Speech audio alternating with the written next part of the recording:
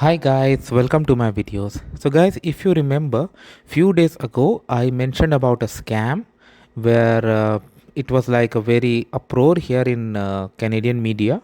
Like a house owner was out of country for some employment contract, returned 3 months later and found his house was sold to someone without his knowledge, and the new buyers were living in the house. So of course, this is a scam. Somebody stole their identities and sold the house. Although it's not easy, but unfortunately, another similar case has surfaced.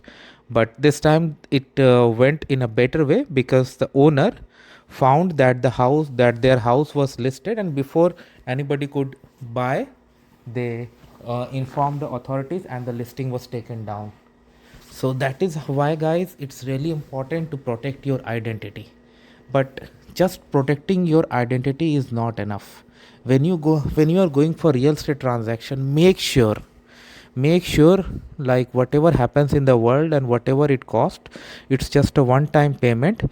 Get title insurance, because if any fraud happens with title, you have the protection. Like imagine about the buyers, those who purchase the house.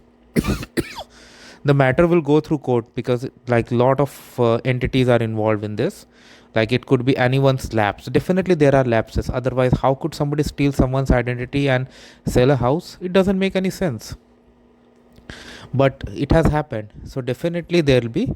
But if buyers have title insurance, they will get their money back, so they will not be at the risk of losing their money that they have paid. So this is really very important. And similarly for owners, if they have title insurance and they have to go through a legal battle, then that's going to incur a lot of time, money, harassment. So this cost is going to be offset by title insurance. So when I purchased my house, I don't remember exactly how much it was, 700 or $900, but I paid for it and I have that title insurance. Whatever situation that guy has gone through, I wish nobody else goes through, because it's too much of trouble for both the parties, right? So hopefully this doesn't happen. But it's really important for all of us to get title insurance. That is one point. Second point, identity protection. Few things you should always do, like your documents, like your driving license, passport and other things, you should only share or show where it is required. Do not share it with everyone. In fact, don't even tell the name. Few days back somebody knocked my door. They were doing some campaign for some local school election. I don't know what exactly it was. Like they said a long story, but I was not interested. And they at the end they came up with a notebook and asked, "May I know the name I'm talking to?" What is gonna be my response in such a scenario, guys? Can you guess? I said, "Thanks, but I don't want to disclose my details to you." I said very politely, and they, although they were not happy, but they had to accept. That's one thing. Second thing, whichever transactions I do over here, I do using my like alternate number. I don't even share my phone number, because my phone number is also very important, right? I don't share my phone number. Like I have apps, I use the apps to make phone calls, receive phone calls. Only in bank, employment, and other places I am using my personal phone numbers. Everywhere else I use this. And you know what, everything that you have that has your name on it is your identification, be it your driving license, passport, even general bank documents, even like the anything that is addressed on your name, even a letter that comes to in your letter box with your name on it. It's really important, because if somebody gets access to your mailbox, or if a mail comes, you think it's not important and you simply throw it. So can you imagine what information you are going to lose if some wrong person gets his hands on it?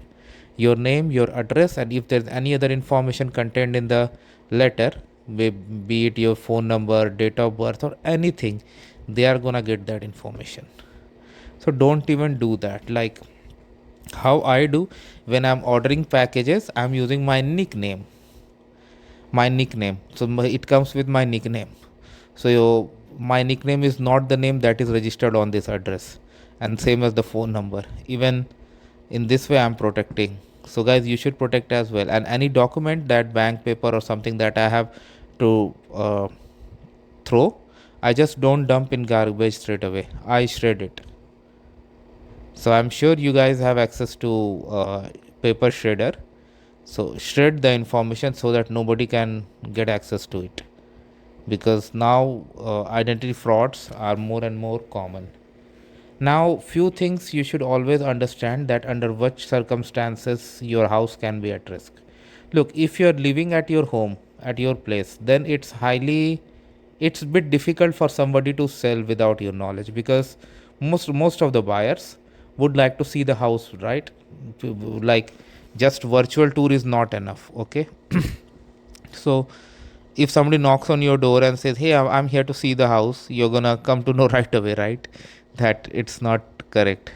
But if you're not living in the house, you should be even more careful, especially when you rent your house, because bad people can get into your house posing as tenants, and they can put your house on rent. Like, there are cases, like somebody took a house on rent, started using as Airbnb. It's very common. Somebody took a house on rent, posed as owner, collected deposit from 10 different people, ran away.